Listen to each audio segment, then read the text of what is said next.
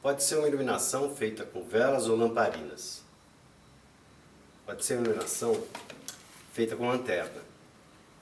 Pode ser uma iluminação feita com refletores. Ou ainda luz-dia. O importante é a cor que essa fonte de luz emite. E é disso que nós vamos falar agora, sobre temperatura de cor, sobre espectro visível. Para falar de como sensores e negativos captam a cor, é preciso falar de como nós a captamos.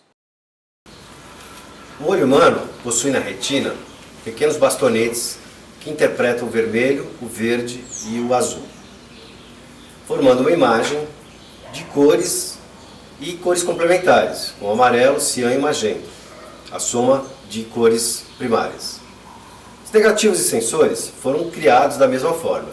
Os negativos com grãos sensíveis a essas cores e os sensores com os pixels também são sensíveis a essas cores. Antes de falarmos dos sensores, precisamos falar sobre a propagação da luz. A luz é uma onda eletromagnética e elas possuem diferentes comprimentos. Elas podem variar de quilômetros, como são as ondas de rádio, a milésimos de milímetros, como é o raio-x, por exemplo.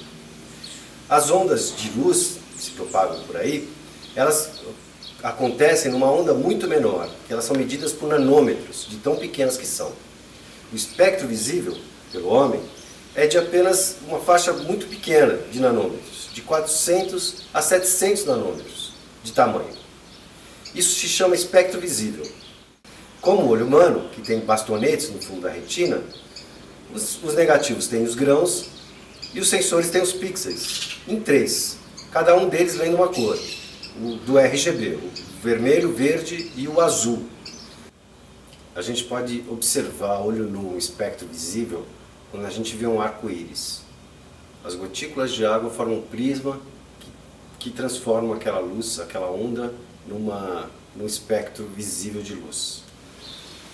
Dentro do espectro visível foi configurado temperaturas de cor para que pudesse ajustar refletores e negativos.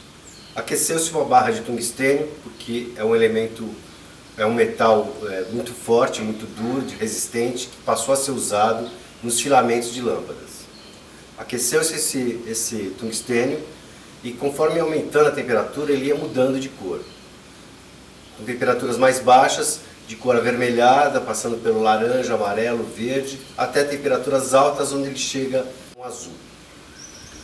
Dessa forma, foi estipulado que a 3.200 graus Kelvin, aquele tungstênio emitia uma cor que o negativo passou a ler aquilo como branco. Conforme aquecia-se mais e transformava aquilo em azul, configurou-se que aquele azul era o mesmo tom do dia, portanto, configurado como 5.600 a leitura do luz-dia, onde o negativo ia ler como branco. Criou-se então dois negativos, um negativo para estúdio, que era onde se usava as lâmpadas incandescentes, e negativo para exterior dia, onde era usado a luz natural. Até hoje, essas nomenclaturas de temperatura de cor são usadas no cinema profissional.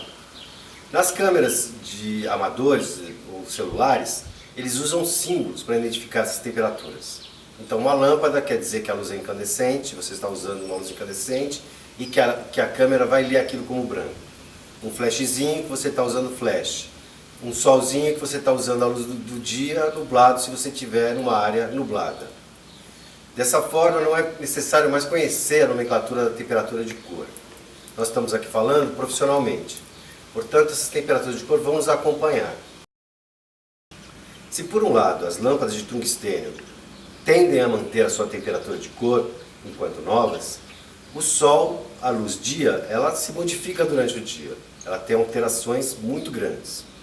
Por exemplo, logo pela manhã ou ao final da tarde, o Sol está muito zenital. Então ele atravessa uma camada muito espessa de atmosfera e suas partículas. Isso faz com que a temperatura de cor dele baixe bastante, até 2.800 graus Kelvin, por exemplo. Já no decorrer do dia, com a sua verticalização, subindo e vindo diretamente até nós, ele atravessa menos a atmosfera e se torna mais azulado, se torna mais alta a temperatura dele, chegando até 10.000 graus Kelvin na sombra, por exemplo. Aqui segue uma tabela que sugere a temperatura de cor de algumas fontes. Eu digo sugere porque a cor é subjetiva e esses valores não são exatos. Percebam como existe uma diferença grande de temperatura de uma vela para uma lâmpada de tungstênio. Por isso, o aspecto amarelecido que ela ocasiona na pele. Não devemos confundir a luz do sol com a luz do dia.